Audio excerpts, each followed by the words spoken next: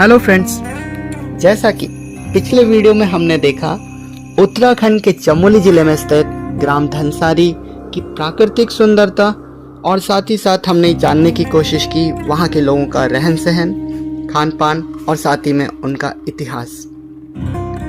उसी कड़ी में आगे हमने बात की राकेश चंद्र जी से, जो कि शहर का जीवन छोड़कर वापस अपने पैतृक आवास में अपने परिवार के साथ जो गांव में रहने की खुशी और साथ। Hello friends, welcome to my podcast. आज हमारे बीच में राकेश चंद्र थपलियाल जी हैं और ये बहुत ही इंटरेस्टिंग और ज्वलंत मुद्दे के ऊपर बात करना चाहते हैं। आज हम सब लोग अपने पैतृक आवास को छोड़ के शहर की दुनिया में वही भाग दौड़ वाली ज़िंदगी जीने में पूरे दिन गुजार रहे हैं, लेकिन ऐसे कुछ लोग अभी भी हैं जो रिवर्स माइग्रेशन का पार्ट है, जिन्होंने शहर की वो भागा दौड़ी ज़िंदगी भी देखी है और उसके बाद गांव में वापस आने का जो सुकून होता है वो चीज़ भी उन्होंने अनुभव की है। तो आपका ज़्यादा टाइम ना वेस्ट करते हुए आइए आपको इंट्रोड्यूस कराते हैं राकेश चंद्र जी से। तो राकेश जी, अपने बारे में थोड़ा सा परिचय दीजिए।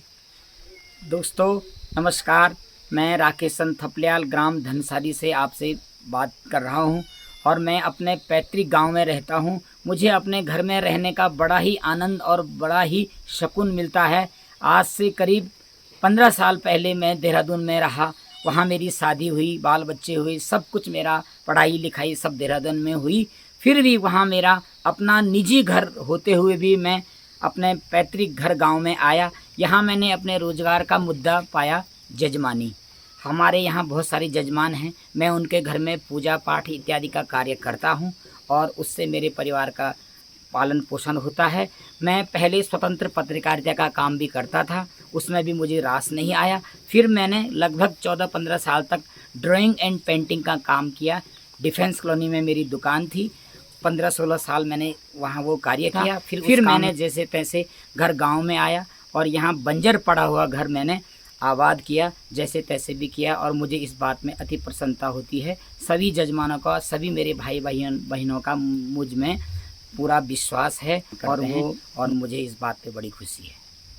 बहुत खूब राकेश जी, जैसे कि आपने बताया कि आपने इस घर को बिल्कुल आबाद किया है, तो जहाँ भी आप बैठे हैं उसके पीछे का जो प्रदेश है, देख पा रहा हूँ कि यहाँ पर आपने अपने घर में उगाई कुछ सब्जियाँ रखी हैं, कुछ लौकी की बेल, खीरे की बेल, हरा भरा आपने पूरा एक गार्डन बना के रखा है।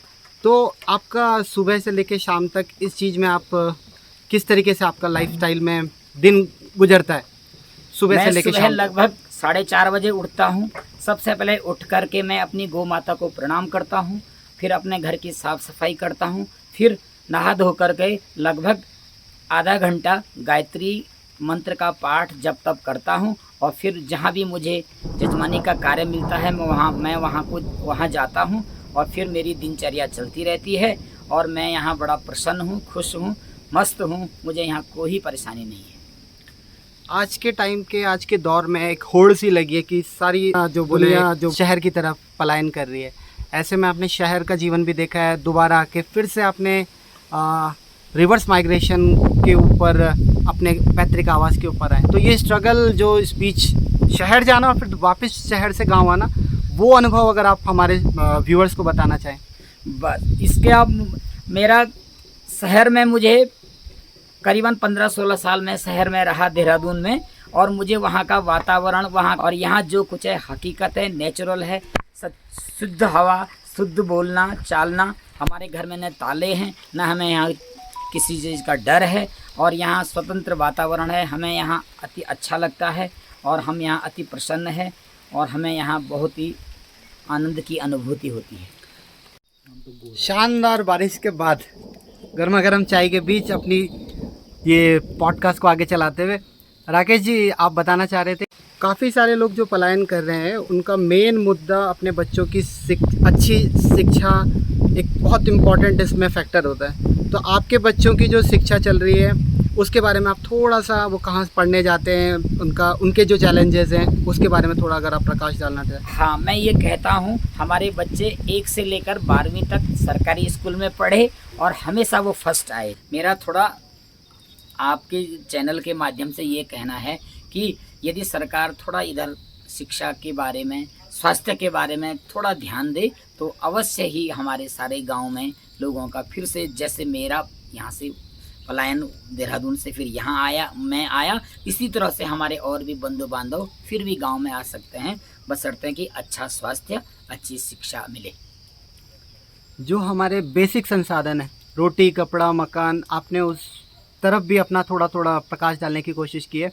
अभी आज के टाइम पे आपको, जब आपने रिवर्स माइग्रेशन किया तो सबसे ज़्यादा जो प्रॉब्लम आई थी वो क्या? हमारे गांव में पानी की भी मूलभूत दिक्कत है, लेकिन फिर भी हम अपने पैसे से ही बिना सरकारी अनुदान के द्वारा ही पाइप ठीक करते हैं, पानी को सुचारू रूप से शुरू करते हैं।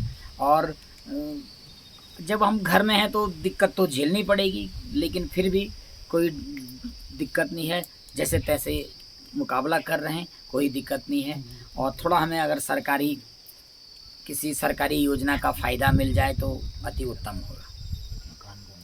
इसके अलावा जो यहाँ का जलवायु है और शहर में अगर आप देखें तो लोग पॉल्यूशन, ट्रैफिक, ये सब चीज़ों से जूझ रहे होते हैं, उसके बारे में थोड़ा सा आप अगर बताना चाहें।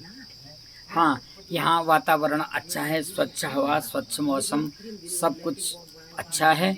और रिवर्स पलायन के बारे में मैं एक बात और कहना चाहता हूँ कि थोड़ी सी दिक्कतें हैं, थोड़ी सी कई समस्याएं हैं, लेकिन उन समस्याओं से हमें जूझना पड़ेगा, डट के मुकाबला करना पड़ेगा। और मैं चाहता हूँ जिस तरह से मैं यहाँ वापस आया, मेरे और बंधु बांधव शीघ्र ही घर गाँव की ओर आएंगे और हमारे उत्तराखंड का, हमारे पहाड़ का विकास होगा।